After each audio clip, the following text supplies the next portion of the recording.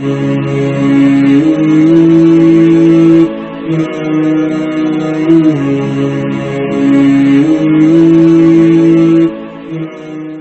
اللہ وبرکاتہ۔ الحمدللہ وحدہ والصلاة والسلام علی من لا نبی بعدہ، اما بعد، اعوذ باللہ من الشیطان الرجیم، بسم اللہ الرحمن الرحیم۔ قل اعوذ برب الناس ملک الناس الہ الناس من شر الوسواس الخناس الذی یوسوس فی صدور الناس من الجنۃ والناس۔ صدق اللہ العظیم۔ میں امید کرتا ہوں کہ آپ تمام ساتھی خیر و عافیت سے ہوں گے۔ میں نے جو صورت آپ کے سامنے تلاوت کی ہے، یہ قرآن مجید میں ترتیب کے اعتبار سے سب سے آخری صورت ہے، سورہ ناس۔ آپ سب واقف ہیں کہ ہمارے یہاں تفسیر کورس کے اندر ہم نے قرآن مجید کے نزول اور اس کی تاریخ دیکھی، اس کے بعد سورۃ فاتحہ کا ترجمہ کیا، اور آج سے ماشاءاللہ ہم نے سورہ ناس کا ترجمہ جو ہے وہ شروع کر دیا ہے۔ دیکھیے، یہ بات یاد رکھیے گا کہ ہماری اس تفسیر کورس کے اندر انشاءاللہ بس زیادہ سے زیادہ 4 قل اعوذ برب الناس، قل اعوذ برب الفلق، قل هو اللہ احد اور قل یا ایھا الکافرون، صرف ان 4 صورتوں کا ہم ترجمہ کریں گے۔ اس کے بعد ہماری یہ کلاس جو ہے مکمل ہو جائے گی۔ پھر آگے اگر اللہ نے موقع دیا پھر دوبارہ اس کو جاری کریں گے، اور اس کے اندر نیت یہی ہے، کوشش رہے گی کہ مکمل قرآن مجید کا ہم ترجمہ کر سکیں۔ اللہ تعالیٰ اتنی ہمت دے، اتنی طاقت دے کہ ہم قرآن مجید کا مکمل ترجمہ کر کے آپ کے سامنے پیش کر سکیں۔ پروردگار بس قبول فرما لے، پروردگار بس آسان فرما دے۔ فی الحال آپ حضرات کے سامنے میں سورہ ناس کا تھوڑا سا خلاصہ، اور اگر ضرورت پڑے تو اس کا تھوڑا سا ترجمہ پیش کر دیتا ہوں، اور اگر کوئی بات اس میں مکمل نہ ہو سکی تو پھر انشاءاللہ اگلی نشست کے اندر اس کی بات کو مکمل کرنے کی کوشش کریں گے۔ دیکھیے، سب سے پہلے یہ بات سمجھیں کہ سورہ فاتحہ کے بعد ترتیب کے اعتبار سے سورہ بقرہ آتی ہے، تو میں نے سورہ بقرہ کے بجائے سورہ ناس کا ترجمہ کیوں کر دیا؟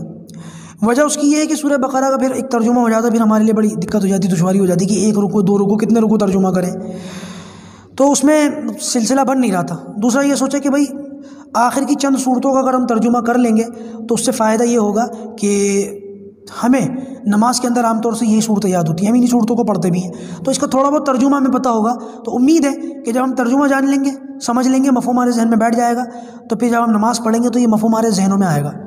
جب ہم نماز پڑھیں گے تو یہ مفہوم ہمارے ذہنوں میں آئے گا، گردش کرے گا، اور ہمیں پتہ چلے گا کہ نماز کے اندر کس طرف ہمارا ذہن لگنا چاہیے۔ ان فضول باتوں سے دکان میں، گھر پریوار میں جب دماغ الجھتا ہے نماز کے اندر تو بعض مرتبہ نماز بھی خراب ہوتی ہے، تو لہٰذا ان صورتوں کے مفاہیم جب ہمارے ذہنوں میں آئیں گے تو ہم نماز پڑھنے کا مزہ بھی ڈبل ہو جائے گا۔ ایک بات میں نے یہ بھی سمجھی کہ نبی کریم صلی اللہ علیہ وسلم نے شروع اسلام میں مکے کا دور تھا، تو صحابہ کرام کو جب دعوت دی تو جنت، جہنم، آخرت، اللہ کی ذات، ترازو، پل صراط، یہ ساری چیزیں بیان کی، یہی ساری چیزیں بیان کی۔ شروع میں احکام بہت کم ہے، نہ کے برابر ہے مکی زندگی کے اندر، احکام تو مدنی زندگی کے اندر زیادہ ہیں، لیکن جب صحابہ کرام کو ایمان کو بنانا تھا، صحابہ کرام کے ایمان کو بنا کر کے شیپ دینا تھا، تو اس وقت میں نبی کریم صلی اللہ علیہ وسلم نے یہی جو ہے ساری باتیں صحابہ کرام کے سامنے رکھی۔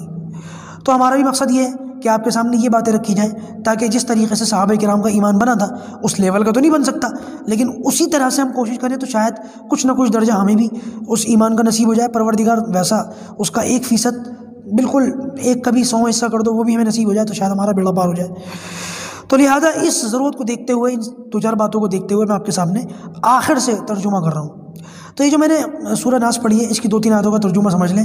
فرمایا قل، آپ کہہ دیجئے، اعوذ، میں پناہ مانگتا ہوں، برب الناس، لوگوں کے رب کی۔ ناس اس صورت کا نام ہے ناس، کیونکہ اس کے اندر ناس کا لفظ کئی بار استعمال ہوا ہے۔ قل اعوذ برب الناس ملک الناس الہ الناس من شر الوسواس الخناس الذی یوسوس فی صدور الناس من الجنۃ والناس، 5 بار آیا ناس کا لفظ، تو اسی نسبت سے اس کا نام ناس رکھ دیا ہے۔ فرمایا قل اعوذ برب الناس، آپ کہہ دیجئے میں پناہ مانگتا ہوں لوگوں کے رب کی، ملک الناس، لوگوں کے بادشاہ کی، الہ الناس، لوگوں کے معبود کی۔ وہ ایک بہن نے ویڈیو بھیجا تھا کہ وہ سبق سنتے ہوئے ہمارا انہوں نے قرآن مجید کھول کر سامنے رکھا ہوا ہے، تو آپ بھی اس طریقے سے کیجئے گا۔ اگر ابھی تک قرآن نہیں کھولا تو کھول کے سامنے رکھ لیجئے، یہ ترجمہ آپ دیکھیں گے تو انشاءاللہ آپ کو بڑا مزہ آئے گا کلاس لینے میں۔ ویسے سرسری طور پر آپ جو ہے یوٹیوب چالو کر کے گاڑی پہ لگا کے ڈرائیو کرتے رہیے، ویسے جو ہے چینل چالو کر کے آپ پاکٹ میں ڈال کے برتن دھوتی رہیے، وہ تو پھر کانٹینٹ ڈیلیور ہو رہا ہے۔ پھر روحانیت ہونی چاہیے اصل تو، ویسے تو فزیکل کلاسز ہوں تو اس کا ہی مزہ الگ ہے، لیکن اس کا موقع نہیں ہے تو ہم نے یہ شروع کر دیا۔ فی الحال کچھ تو ہو، ناسیں ہاتھوں ہے، لیکن آپ بھی اپنی جانب سے تھوڑی بہت کوشش کریں، باقاعدہ 10-15 منٹ فارغ ہو کر کے بیٹھا کریں، اور ان ساری باتوں سے ایک طرف ہو کر کے اپنے مائنڈ کو ساری باتوں سے ڈائیورٹ ہونے سے ساری باتوں پر ڈائیورٹ ہونے سے بچاتے ہوئے یہ کلاس لیا کریں۔ تو اللہ تعالیٰ نے جو ہے یہ فرمایا کہ آپ کہہ دیجئے قل اعوذ برب الناس کی میں پناہ مانگتا ہوں اپنے لوگوں کے رب کی، ملک الناس لوگوں کے بادشاہ کی، الہ الناس لوگوں کے معبود کی۔ 3 نسبتیں اللہ تبارک و تعالیٰ نے بیان کی ہیں۔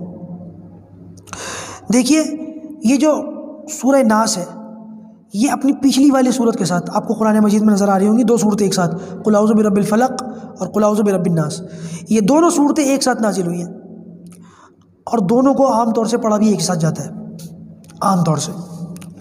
یہ بات یاد رکھیے گا کہ یہ دونوں صورتیں جو ان کو معوذتین کہا جاتا ہے، معوذتین یعنی کہ وہ 2 صورتیں جن کے ذریعے سے پناہ مانگی جاتی ہے، اور اللہ تعالیٰ نے یہ 2 صورتیں نازل فرما کر نبی کریم صلی اللہ علیہ وسلم کے ذریعے سے ہمیں یہ پیغام دیا کہ تم بھی ان دونوں صورتوں کے پڑھنے سے پناہ مانگو، میری پناہ مانگو۔ کس کس سے پناہ مانگیں؟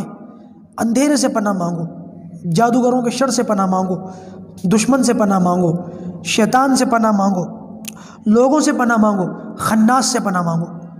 یہ چند ایک چیزیں تھیں، جنات وغیرہ، ان سے بھی پناہ مانگو، ان سے پناہ مانگو اللہ تبارک و تعالیٰ کی ذات کی پناہ۔ یا اللہ تو اپنی پناہ میں ہمیں لے لے، ان سے ہماری حفاظت فرما۔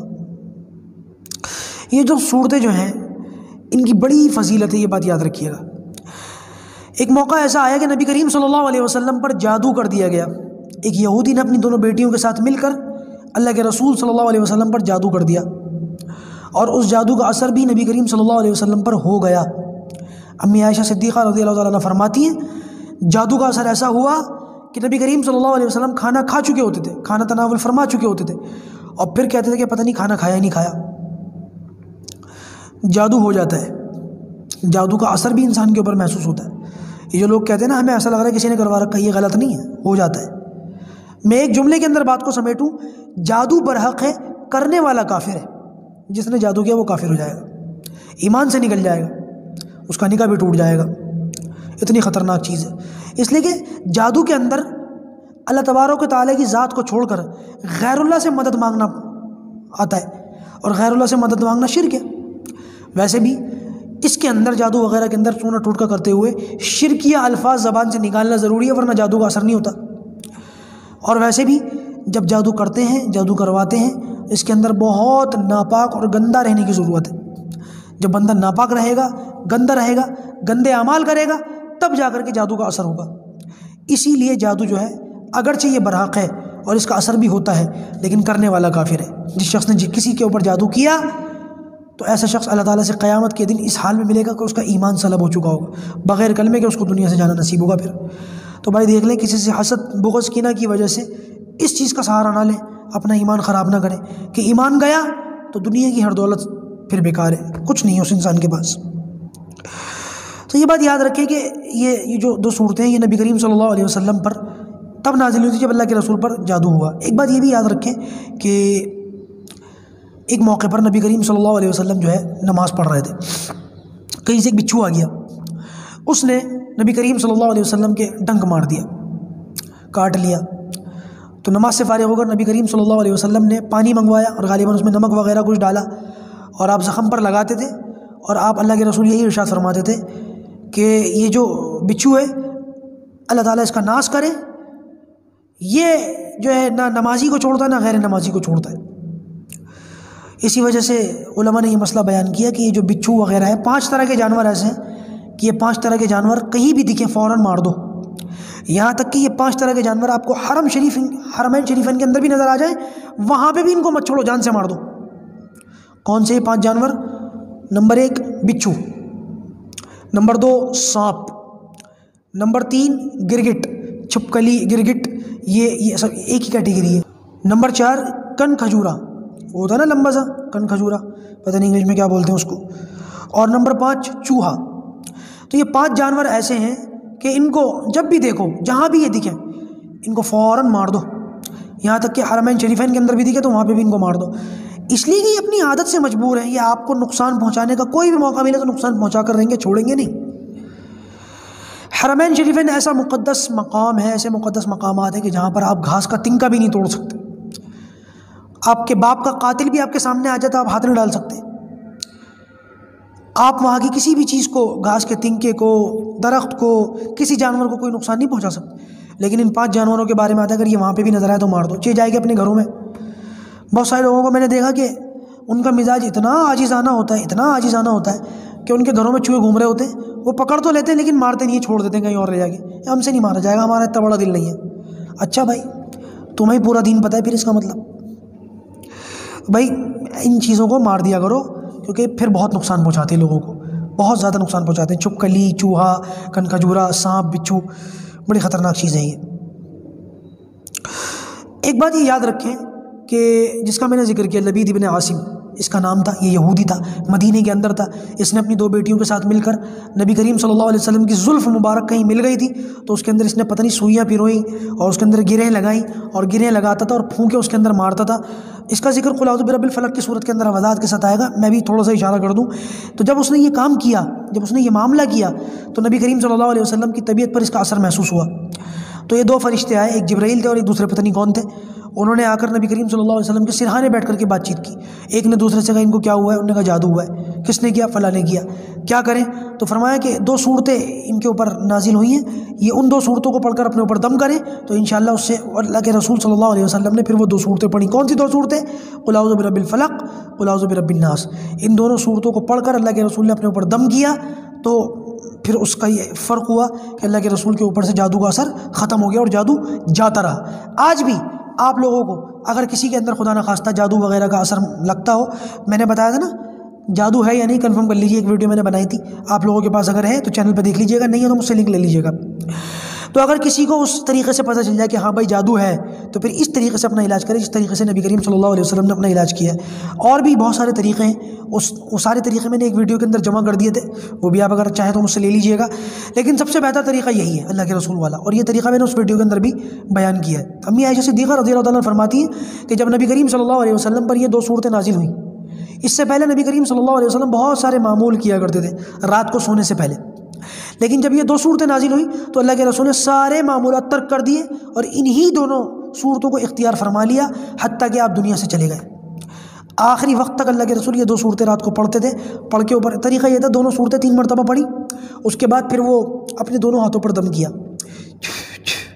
اس طرح سے دم کرے کہ کچھ نہ کچھ تھوک کی چھینٹیں ہلکا پھلکا وہ ہاتھوں پر جاتا ہوا محسوس ہو۔ اس کے بعد اس کو ایسے مل لیں، اور ملنے کے بعد اپنے چہرے پر، سر پر، کندھوں پر، ہاتھوں پر، سینے پر، پیروں پر، جہاں تک آپ کے ہاتھ پہنچیں، اپنے پورے جسم پر جہاں تک ہاتھ پہنچیں پورے جسم پر پھیر لیجئے۔ روزانہ رات کو سونے سے پہلے آپ یہ 3 بار عمل کریں، انشاءاللہ موت تک آپ جادو سے محفوظ رہیں گے۔ جادو سے اللہ تعالیٰ حفاظت کرے۔ کوئی کمبخت بری نیت کے ساتھ آپ پر جادو کرنا بھی چاہے گا، کامیاب نہیں ہو سکے گا، بلکہ انشاءاللہ ان دونوں صورتوں کے پڑھنے کی برکت سے اس کا وبال اس بندے کے اوپر لوٹ جائے گا۔ ٹھیک ہے، اس سے آگے کی بات انشاءاللہ ہم اگلی نشست کے اندر رکھتے ہیں۔ اللہ پاک جو کہا گیا سنا گیا اس پر عمل کرنے کی توفیق عطا فرمائے۔ السلام علیکم ورحمۃ اللہ وبرکاتہ۔